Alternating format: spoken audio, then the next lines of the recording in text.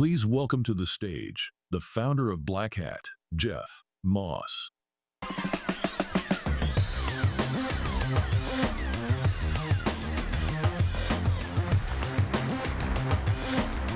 Hey, thank you everyone for coming to our Locknote. Who here was at the Keynote? Hey, your journey is almost complete. I do have an advantage over you though. I have beer. And what we're going to do, the beer is optional for our panelists. What I'm going to do is, for those of you who've not been to a Locknote session before, this is meant to be sort of an easy wind down kind of session where you get to listen in on the review board experts who helped select the content, steer the direction of this year's show. And what we want it to be is sort of like you're listening in to us talk a little bit about what just happened, but also maybe talking about trends and other ideas. And then about 2/3 of the way through, we're going to open up the conversation, so no longer are you listening in on us. You can ask questions. And so we have microphones on the side, and we just ask that you introduce yourself, and then question in the form of a question. Not so much a statement in the form of a question. How about a question?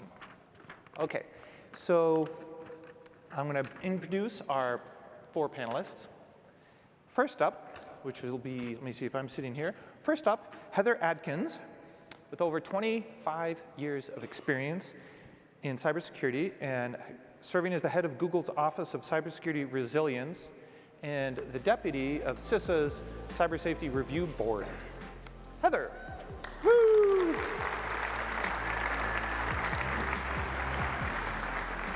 And then we have Daniel Cuthbert, Global Head of Security Research. And I think I most famously knew Daniel heavily involved in launching and maintaining care and feeding of the OWASP project. I'm a big fan of open source projects. And so let's bring up Daniel. Thank you for all your contributions. Then we have Aanchal Gupta, Chief Security Officer of Adobe. And in a prior life, she was a vice president at Microsoft, really helping launch some of the core components of the Office 365 suite. Hello.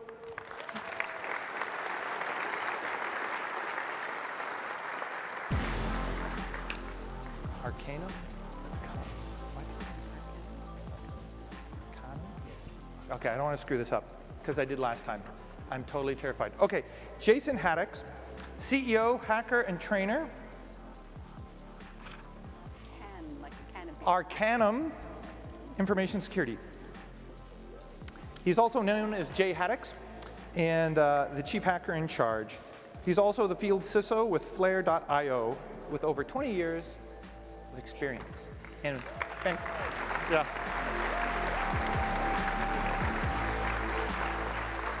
So before we get started, we have water over there, and we have beer. Totally optional. I'm having a beer. This is my second beer in Las Vegas. Because you have to. These are tall cans, by the way. Thank you, mate. Yeah. Would you like anything? I'm good, thank you. Can I get water? Yeah. Fantastic. OK. So I wanted to start a little bit. So the way this normally works is I try to throw out a question, and whoever feels like talking about it does. And if nobody feels like talking about it, it was probably a bad question, and we move on. So first up, I want to try to tease out some threads around our keynotes. So we essentially had 4 keynotes, 2 main stage keynotes in the big arena, 2 in the afternoon. And they mostly all focused around sort of these human factors, criminals. It wasn't deeply technical. It was social. And so it made me think that, well, first off, I'll be honest. I'm surprised there's as many people here as there are. Because with all the uncertainty in the world, I figured a lot of people would cut their budgets, a lot of people would stay home. And it turns out, though, in uncertain times, we want to see other people, right? How many people here just wanted to see your friends, right? Figure out what's going on, right? That's the deal. I think bandwidth is better and video is better, and telepresence is not cutting it, right? Things are a little bit sketchy out there, and we want to look each other in the eye and say, what's going on, man? Like, tell me a story. What are we going to do? And you can't do that very easily remotely. So I think maybe that's why the energy seems really high. Everybody's really engaged. The sessions are well attended. A lot of vendor action. So I think it's a really interesting backdrop to the conference. So with that said, I'll just kind of open question. Was there anything you heard in any of the keynotes or any perspectives that like resonated well with you? Did you get a sense of any of this coming? When we were deciding who we should invite for keynotes, there was there were a lot of names thrown around, and I'm glad that it kind of landed on this more human-centered topic, because the rest of the conference is so technical. I think we needed a counterbalance. I think Miko was fascinating. It was a bit sad because it was like Miko's goodbye concert. And he didn't really tell us that, No. right? That was very sneaky of him, right? And one more thing, I'm out of here. Yeah, you start to well up. But what was interesting about Miko was he kind of alluded to the fact that security has got a bit better. Not a lot better, but a bit better. And I think that was quite cool. Like, you saw the evolution of ugliness, fixing, and there was always the element of humans in that. And I think that was... The part I found interesting was how brand focused the ransomware groups were until the nation states screwed it up. Yeah, yep. But I think the history that Miko went through is really important, especially if you're just coming into the field, and we have a lot of people coming into the field new, and to tie that back to community and how we solve problems together. And then also throughout the talks we saw, it's interesting for me to see us talking about problems that we had 20 years ago coming to the foray, because as we've solved things, the bad guys have moved into these kind of more vulnerable parts of the infrastructure.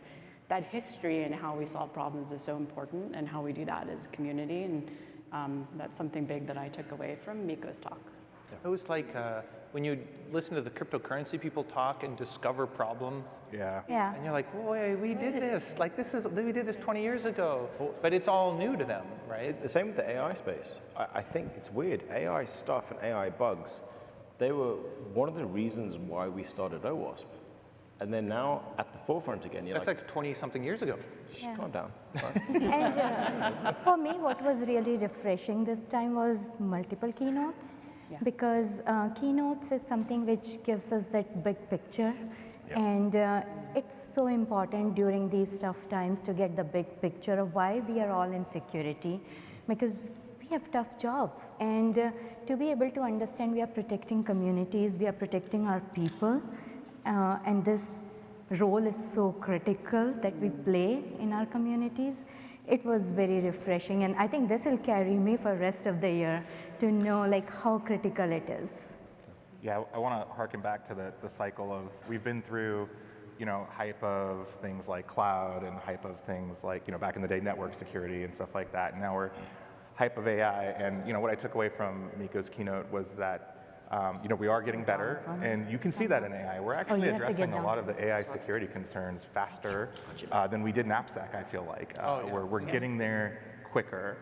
We're hiring staff. We're talking about the problems. We're trying to attack the root causes of a lot of things where I felt like we fumbled around in AppSec for a little while until we got on the road. That's a really good observation. It's probably because we have a lot of similar tooling. Yeah. We have a sort of a norm of bug bounties, bug reporting, right, responsible or coordinated disclosure. So maybe we already have this framework in place, so when something new comes on, finally. Yeah, it's good to have the paved road now. Yeah. So just Miko. No? Okay, well then that's going to bring me on to my next question a little bit, which is more sort of in Nicole's talk, the thing I always think about, worry about is sort of the agentic AI being used to automatically identify, the Russians do this very well, identify wedge issues, and then try to figure out how to amplify both sides of a wedge issue to generate maximum rage engagement, which platforms like Facebook and X or wherever, they're probably pretty happy about it because it drives clicks and ad revenue and everything. It's sort of like, it supports everybody's business models except societal stability. And so I'm curious, we're not at the bottom of that yet, are we? Right? Are we at the beginning? Like this sort of ability to do sentiment analysis, figure out the core issue, hype it up, rage engage it, auto do it. Like you could have a bot that watches a news segment, sees a heated conversation, and by the time you wake up the next day, the bots could be seeded with both side-isms. Yeah. And I don't know, is there a way out? I think we're at the beginning at the moment. And the concern is walking around and listening to people and looking at a lot of the vendor pitches. The one element, at least for me, that I'm missing out of that is the safeguards and the guardrails for that. Like, we all probably lived through a time of trolls annoying people on the internet, right? At least they went to bed and went to sleep. Mm-hmm. The worry with the agents is that they're not going to do that. No. So unless we have controls in place, it's going to be messy. Yeah. And I actually see this with a number of communities who, are totally online, and, AI has sort of been, becoming a part. They're actually more and more going to in-person and more personal. I know professors who are, instead of doing long essays, they're starting to do oral exams again. I actually think in some ways this technology may push people back together, bring people back together as a kind of counterbalance for understanding or maybe not being able to understand the impact that AI is having. And I've really found it super fascinating how people are fact-checking by calling on, Grok or whatever in social media to tell me whether or not I should believe this. Let me be a skeptic, and I think that will become more normalized. And as it does, we will begin to either trust or distrust this technology more. But I agree, we're at the beginning.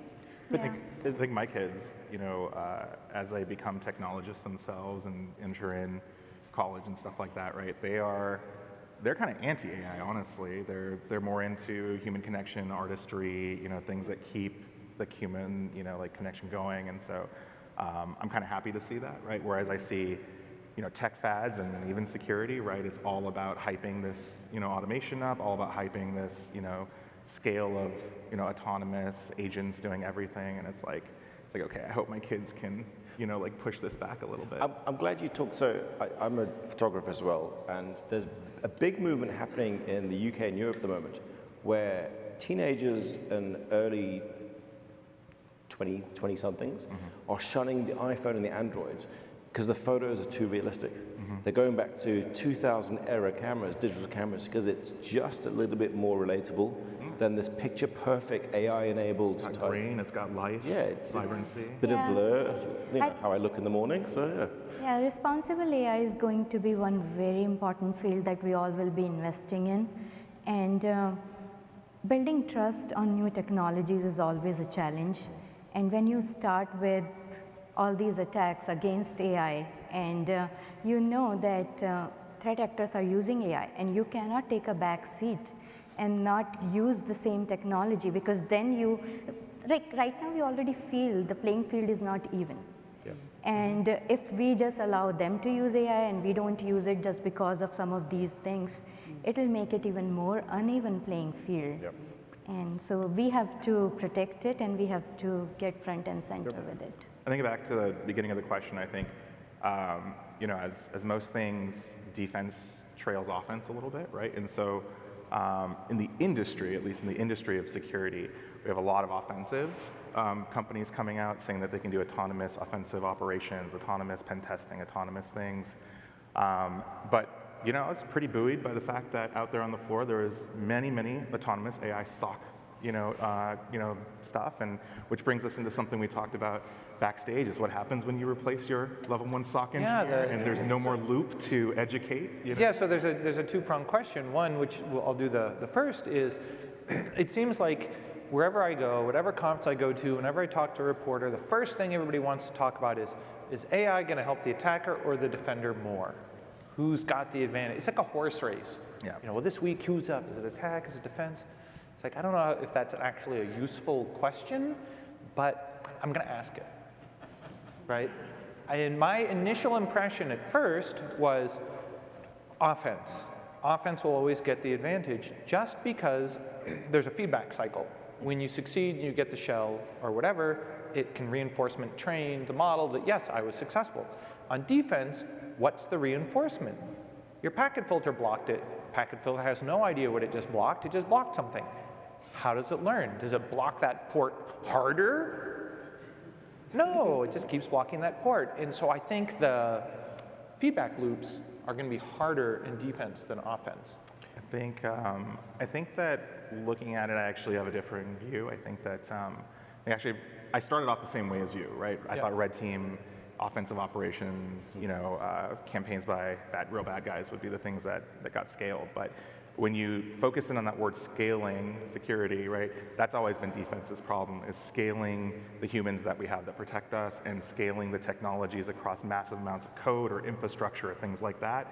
And I think that the scale that AI brings will help defenders more than it will help attackers, at least for me. So I think the area where it will be really useful is snatching attacks out of the attacker's hands, taking their tools out, sending them off to VirusTotal or whatever, right? And quickly neutralizing them across whole spectrums. But you have to know that you've captured the tool. We're going to see a whole system. And I think that we've long thought of defense and offense as absolutes. Right. I think it's actually just going to change the definition of what winning is. Right. We're not going to prevent fully autonomous offensive capabilities from fully all the time.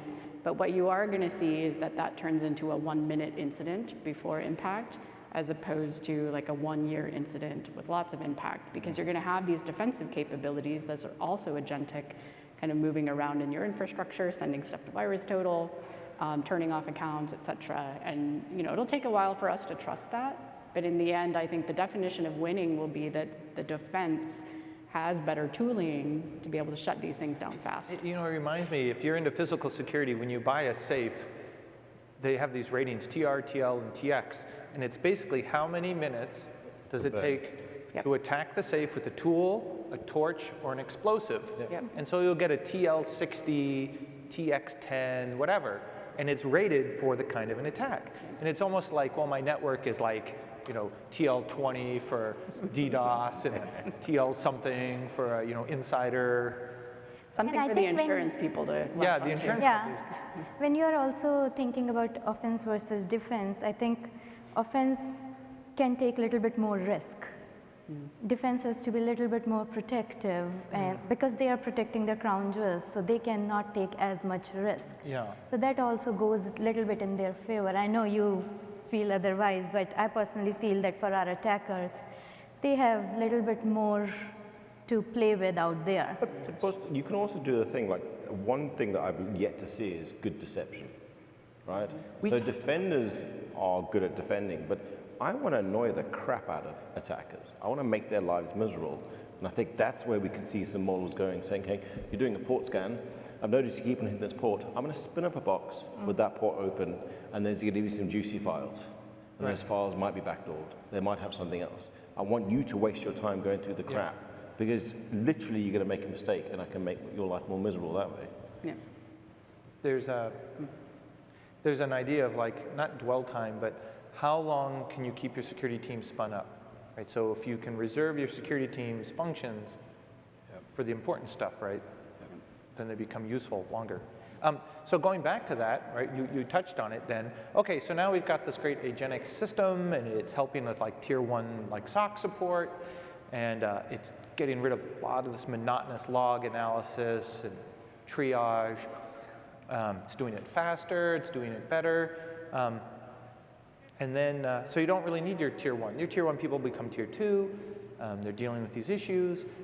And then the tier 3 people retire. And the tier 2 people become tier 3. Where are your new tier 2 people coming from? I think they're being trained by this technology. At tier 2 level or at tier 1 level? Well, I suspect that we will see, whether you're going through a certification or university program, whatever your path in is, you're getting that tier 1 training almost sort of at that level, because we change the way we train people. We're seeing this with how we're teaching students math and science as well. And I think that what that means is that you're going to be highly skilled because you are assisted in the job. Just like, at some point, computer and calculators replaced manual math calculations, right? And suddenly you are a mathematician with a calculator. We are all going to be sort of assisted by AI as technology, and that will skill us up faster. So we're going to be a tier 1 next generation. I don't know, think- that sounds complicated. I think tier 3 will be tier 1 moving forward after This is like getting complicated here. AI will take on tier 1 one, tier and two. 2. I mean, I've definitely heard that analogy before, especially from even some of the AI leaders in the world, but I think that there's a misunderstanding in replacing a tool that someone uses rather than replacing the whole domain. That's the scale of an LLM and AI. It's replacing a whole domain. And so you have to be really careful and thoughtful about that. But the training will become less about can you pick apart a TCP packet, and it'll become more about how do you think about the questions you have to ask, Yeah. what problems you are trying to solve, and Yeah. so we're training people in critical thinking as opposed to the, the details of the bits in the packet. I'm intrigued. How many people here are concerned that they will be losing their role to our robotic overlords? Show of hands. Look at that. Maybe 2 hands. Maybe 4. Okay, that's good. We're safe. Good sign. Yeah.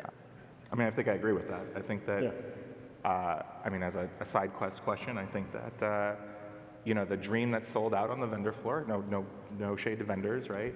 And what we saw from the talks via automation and stuff like that, there's still quite a gap from the actuality that we have today to the dream that's being sold of complete automation. And I don't think security people are going anywhere anytime soon. We also said that in the review. So we had lots of reviews, submissions coming in. The gap between what's being sold on the vendor floor and security research is massive. Yeah. So I don't know So why. do tell. What's the gap? It's a good question. So none of it's fully autonomous, as Yep. they say. It's all aided by human in the loop. Yep. And then also the systems of the leading vendors are influenced by very specific context engineering from domain experts. Yep. And that's their edge, is they have domain experts feeding their product. And so they're still limited by experts, right? Well, they're only as smart as the expert. Exactly. They're the only as smart humans. as the experts on their team building context into the systems. So.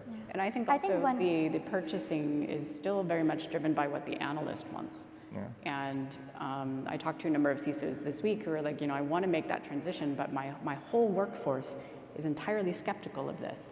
So we also have a kind of almost a transition, a retraining hurdle that maybe we never overcome. I don't know, maybe we do, and I don't know how.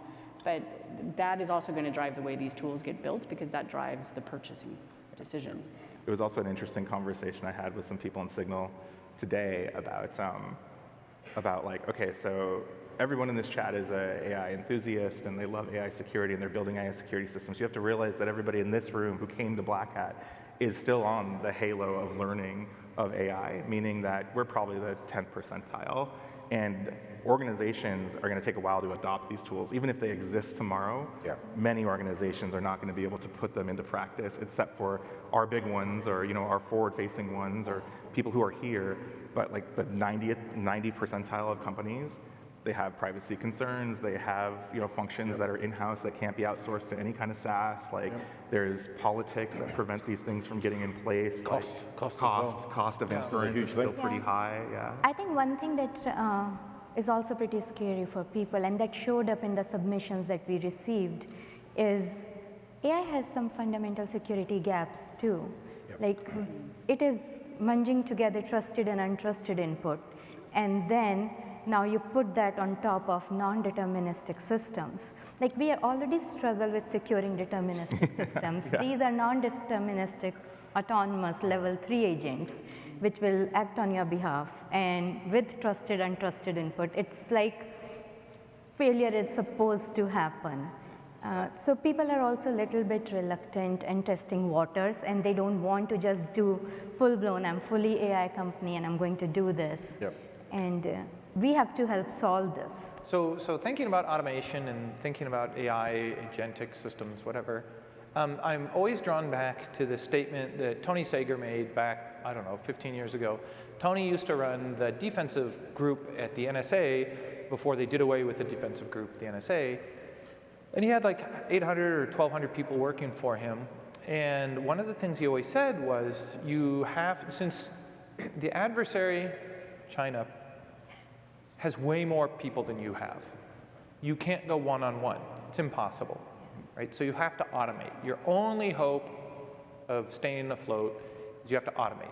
So then you catalog all your systems, you figure out what you can automate, you automate it, and then you're left with things you can't automate. So then for all the things you can't automate, you have to automate. And that was the only way forward, he felt. That was 15 or more years ago. Do you feel it's the same? Yep. Because the offense is automating. It feels like if we're not automating everything, what are we doing? Why are we even here? Like, we won't even have a chance. Yeah. Yeah. And so is AI our super secret shortcut to automation? Or is it just one tool of all these automation techniques? Like, how do you think about that? Or do you think I've misstated, the problem? I don't know if the offensive side is that automated. As somebody who's done a lot of red teams, there's a lot of manual stuff in that. There's a lot of understanding context and being very aware of what that tool or that capability is giving you back. Like, even in that space, we're not fully automated. No matter what people say, you can't point something and say, own the crap out of that. There's lots of things there. We're getting to that stage. But I don't know if we're at that stage yet on the offensive side. And I think And not, go ahead. I was going to say, when I think, when Tony was saying that we were really thinking about automating playbooks and automating deterministic steps and paths that we, understood very well. The thing about large language models is it adds into that the ability to have reasoning, and reasoning based on, very complex business decisions depending on how you're connecting things up in an enterprise. And we are starting to see, some prototypes, experiments. We didn't see any talks this year proposed, but I bet we will next year see people starting to put agents in front of identity and access and all of that, and using it as a reasoning engine to make non-deterministic playbooks feasible. That would be a fantastic. There's a talk idea. Yeah. Do research on using agents to abuse identity flows. Yeah, one thing that I observed is, Jeff, to your point, bad actors are using it, which means like we are seeing all these deep fakes, and companies are ending up hiring people they should not be hiring, which are like APT-sponsored individuals. And I was very happy to see some of the talks during Black Hat, which were to detect insider threat. Yep. And because that is going to become one of the critical areas that we'll have to invest in. And we should not think about automation purely from the process perspective. We should think about like, what are the things that we used to say, this threat we have under control, but it's not under control anymore because the offense has changed. The technology is overtaken. Yes. Yeah, tradition. Yeah. You know what we need? Like a talk from North Korea saying how they managed to own us on a regular basis with such amazing automation. I would love to get hired in North Korea. Could I do it in reverse? Yeah. Like, I don't think they have work. They don't have work from home yet. Talk to your lawyer. If they have work from home in North Korea, I could. Jeff's keen. Yeah, second income stream. I think one thing that I look towards is the DARPA competition, the AIXCC, as very interesting, because I have lots of colleagues and friends playing in that competition, which will conclude at DEF CON tomorrow, the next day, $1 million prize. And the idea for that competition, if you don't know what the AIXCC competition is to build what's called a cyber reasoning system, which will scan a code base, build an exploit that works, exploit software to prove that the exploit works, and then write a patch to patch it in production. And that's the whole reasoning system, the cyber reasoning system.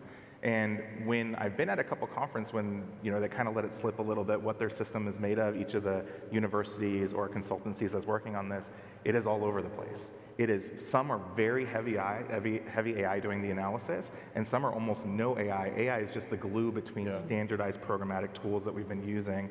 And so it's very interesting to see the approaches, and that's the cutting edge. That is the absolute cutting edge that exists right now. So interested to see who wins this weekend, and also kind of see what their approach was. You've also just described RoboCop. Right? Yeah. Murphy was half human, half AI. Oh, yeah. And I'm wondering if this is the future that we don't need Ed 209, right? But we Did you like the remake? It's terrible. Okay, so now I'm going to open it up to the audience. Any of your questions? If we don't have questions, we'll continue chatting. So there's microphones, or there were microphones, I thought, in the... There's one there. Oh, where are they? Right at the front. There are 2 microphones up in the front of the room. Okay, come on down. Oh yeah, there's one microphone there, and there's one microphone here. Just come on up, say your name, ask a question in the form of a question. Hey, thanks for the panel. My name is Shalev. So there have been some reports that a lot of you talked about this a little bit, that a lot of the traffic on X and social media platforms is bot traffic. And part of that is actually the ability of adversaries to influence decision makers, maybe politicians. Maybe they like certain posts more, comment on certain posts more. If there's posts that they get engagement on, maybe the population wants this. This is a good idea to do. So is this something you've been thinking about, how bot armies can sort of influence leaders and decision makers? Yeah, definitely. I mean, Brexit is still very sore to my heart. And let's be honest, nobody really voted that with any form of intelligence. So there was definitely a bot somewhere, right? And imagine if we'd have the generative models that we do today, what would be the impact? And I think that's a massive concern, because you said the vast majority of social media today, even like, I know most people don't use Facebook anymore, but if you go into Facebook, the amount of AI slop and disinformation and misinformation and that kind of stuff is phenomenal. So I'm curious too if there'll be a slow shift away from, if you're aggressively hunting you can't keep them all away, but if you're aggressively hunting botnets and trying to clean up your network versus just welcoming them all in, at some point I think people will make a decision. Oh, well, you heard that on this crazy news source because they're full of slop, or you heard that on a more reputable site that tries to clean it up. There's no guarantee that one is always right and one's always wrong, but I could see people gravitating in the direction of they actually care about their content. Well, it's interesting because, you know, we haven't always had newspapers, right? And at some point somebody said, this is a good idea. Let's just let, you know, independent people publish whatever they want to publish. And you saw for a few hundred years society and laws and monarchs trying to adjust to what that means. I think maybe we still are to some extent. And I think it's a bit like an amoeba. It's gonna shape-shift over time, and it will eventually normalize. We as society, how we interact with one another, and information will normalize as well. But I don't know if it's determined what that kind of normalized state actually looks like. Yeah. I'm more worried about the information operations in this day and age than what we have seen up until now, is because the data that is being put out, it is also shaping our models. And I consider it as model poisoning. And once you poison the models, it is really hard to get that out of the models. So I'm really worried about that piece, because I think this information operations, we have gotten a little bit of a handle or arms around it. But yeah, tainted models is going to be altogether a different ball game. I think influence operations at the social media scale, they're hard, because I think Jeff was talking about this backstage. We had this exact kind of conversation, and it was like, okay, well, what is the opposite of, you know, what is the solution for the influence operation? Is it that we identify, okay, well, we're gonna identify, yeah, there's a lot of bots on X, right? And there's a lot of shaping of opinion.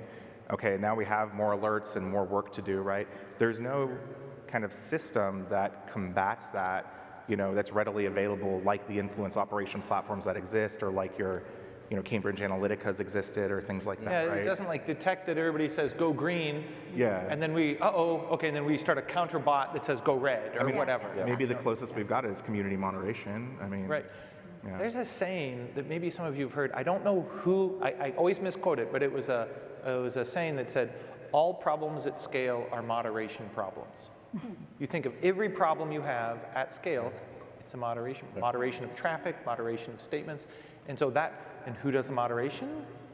Who decides, you know, what to moderate?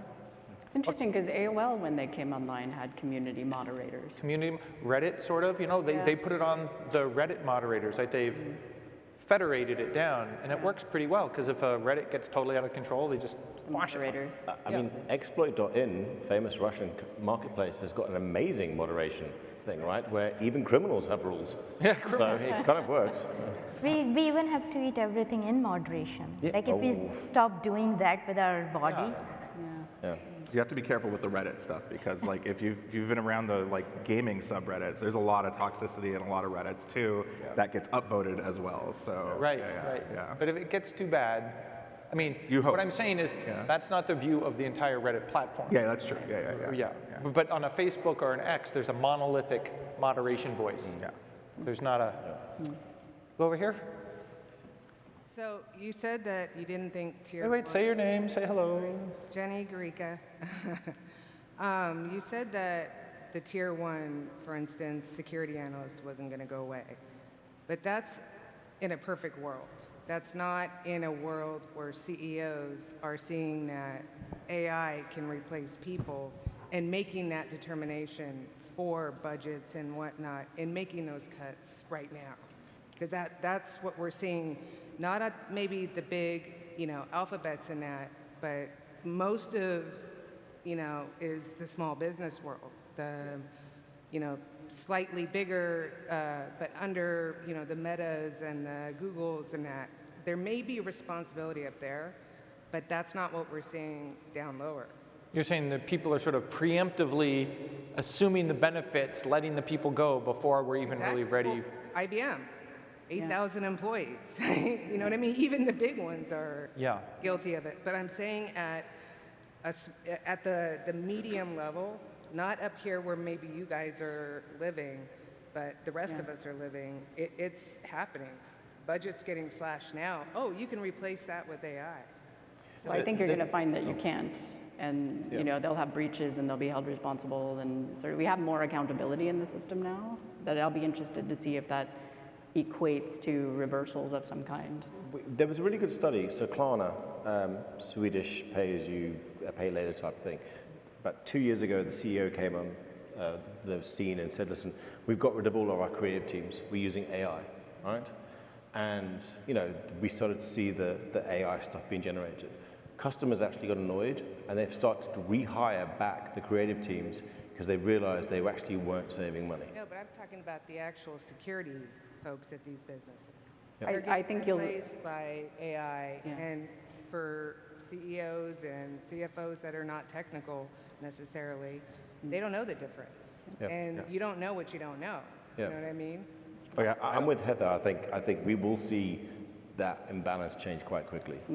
Yeah, I think for that question, I think that I don't know if we posited that conclusion. I do think that there will be massive disruption to tier 1. I'm not arguing that there won't be. I think that you see it right now trailing ahead of security is development, where a lot of people had thought that vibe coding and automated assisted coding would cause development teams, or they cause development teams to be laid off, and then now they're hiring back. They're realizing that the technology is not there yet, and that they still need experts, and that they still need entry-level people too. So I hope that we get back there. I think it's our responsibility here as leaders and people who are at the front of security also to present AI and this automation as an opportunity to scale security rather than reduce it, and make one person do 2 or 3 more things than they did before, and make the organization more profitable by being more secure. And that's our job, to pitch that to the organization. Okay. Hello, my name is Anna Bacher. I'm Austrian.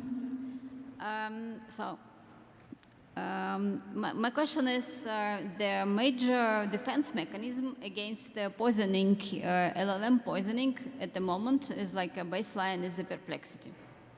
This perplexity, as you know, this is quite generic, so you just compare tokens, how many, whatever. How do you stretch it to the cyber tasks context? That's my question. Because auto-completion, poisoning attacks can go, and the developer will not even see what's going on, but the model will just generate insecure code. With the AI agents, it's even simpler, so you can just hide everything behind the scenes. I know. So how would you? I know one of the approaches. I don't work for Microsoft, but I've heard what they've said. I also don't. I've heard what they've said around some of this. They're really cautious about versioning everything that trains their models. So they have the provenance of, this was the raw data set. This is how we trained it. These were the weights. And anytime anything changes, they tag it all. So like their data cards are super rich. Their model cards are really rich. And they're constantly improving because they want to be able, if they're ever accused of anything, they want to be able to go back and say, this was the tool chain. We can reproducibly build the model. We have this data. And so they can go back and figure out exactly where it was poisoned or where the reasoning went wrong and prevent it in the future. I think they can do that because they have essentially unrestricted resources. And I think think it's going to be paired with the realization that if we're going to use large language models for reasoning, like we do humans, we have to put the same constraints on the model that we'd put on the humans. Because you can poison humans too, not literally, but like, Well, we are flawed in our reasoning, right, all the time. And so some of these techniques that we've used in the traditional information security sense, we will have to adapt for the models as well, including, if you're writing code, you need peer reviews on your code. Maybe you've got a second model trained in a different way that's like a scrutineering model that sort of checks the other one. It's like the space shuttle, you have three competing systems. And they take an average, I guess? Yeah. And how do you fine-tune those models? A lot of times people think that companies building these LLM models, they are using every input that is coming in to constantly fine-tune. They put that data through a lot of rigor to make sure that it's clean data. The problem is that it's all open, and you can train your prompt injection on totally absolute old models. And then the problem is how do you detect it and mitigate it afterwards? And perplexity is there. But this is kind of quite generic. And when you go into the certain context of the auto-completion or agent behavior or whatever it is, what we heard also lots in Black Hat. So this is very sensitive. So you don't need to train anything to inject. Yeah. Okay, I want to go, because we're running out of time, I'm going to go to the gentleman over here. Hello, my name is Dimitri, long-time listener, first-time caller. Thank you for organizing this. How do you feel? Are you optimistic or pessimistic? Because I'm walking away with a sense of gloom. The emerging problems are human level. Like how long have you been in the industry? Those problems could be solved with technology. Right now, the general population is not ready for the disinformation and for the, the one-shotting, basically. And it can't be, and legislation, you can't count on that. No, I'm not being facetious. I'm just wondering because I think I've been doing this for decades, and I have a kind of persistent sense of gloom. 25 years. But. Yeah, but I'm an eternal optimist, right? And so I always like to think we can make things better, and that's why we all have full employment. But I don't know. It's one of those things like you can point out all the warts on the face of the model, right? You can point out every problem, but in the end, there's still a benefit to society, or we're getting enough out of security, right? The risk reward, there's a reason why we haven't all been fired. It's because we're providing a useful service. Yeah. And I tell people it's because you need to sort of think of what we're doing as sort of fighting cancer. If you tell yourself you're going to solve cancer, you're going to really have a bad day, right? You're not going to feel good about yourself. But if you're getting better outcomes, managing treatment, right, reducing harm, you can feel really good about that. I don't know how you... Yeah, I think I felt, for Miko's keynote, one thing really resonated with me. He said that our lives are a little bit like Tetris, the game of Tetris, where our successes disappear and our failures stack up. And I was like, that is so true. And we as security professionals, job is hard. And how do you keep your teams motivated when they're constantly getting worried, what will happen to tier 1 and tier 2? What does this AI mean? I still don't know how to protect it. So you having that feeling of doom and gloom, it's very natural. But we have had these moments, as Jeff pointed out multiple times, when new technologies have come. Look at crypto, right? And quantum computing will be the next one that will show up, and we'll have to handle that. So we have done it in the past, we'll be able to do it. We have to do it together, that's what I would say. For anyone in this room, please make sure that, and especially if you're a leader, please take good care of your team. Because team is so important that you have right now, making sure that they are healthy, happy, and they feel supported. Okay, we're going to take one last question, and then we're going to wrap it up. So over here to this gentleman. Hi, Jeff. Yes, my name's Sam, working in insurance. First time at Black Hat, I've been to DEF CON a couple of years ago, really enjoyed it, so thanks for organising everything. Yeah, my question's around sort of to the panel. Your organisations that you work for, what is the threat groups that you're sort of seeing as your main priority? Is it, state-sponsored, organised crime, hacktivism. From our perspective, it's organized crime, so just interested on your insights. I think it's easy to say people doing bad things. Yeah, I was just going to say yes. Yes, All of the above. I will say, though, I mean, there's an element of surprise and chaos that come with some of these groups, and those are a little more challenging. I think nation states hacking, for the most part, you can kind of predict, statecraft, you kind of understand that a little bit. Teenagers, not so much. Yeah. The comm. You look at the comm, 4 spotty little dorks causing mega damage. No, it's not always nation state. I know people love the nation state thing, but the reality, it's 4 annoying kids doing stuff. The one thing that always bothers me in these, not necessarily your question, but the premise is essentially, I'm a business, who's going to come after me? What have I done? I'm in a cement business. Everybody loves cement. Cement world. But why would they come after me, right? And I have to keep telling them, it's like, no, it's not about you. The robots are coming after you. Yeah. It's the law of large numbers. It's a statistical game, right? It has nothing. Personally, you might be the nicest guy in the world. Robot doesn't care, right? If you exhibit the problem, you'll get attacked, whether that's a nation state or a crime group. And so I just say the name of the game is to not be attractive to robots. But they want to attribute a human at the other end of the attack and personalize it. And it's like, it's not personal. Yeah. No, I think it is also to do with the fact that people are looking at the supply chain too. You may yourself not be that interesting, but if you're anywhere in the supply chain, you become very interesting all of a sudden.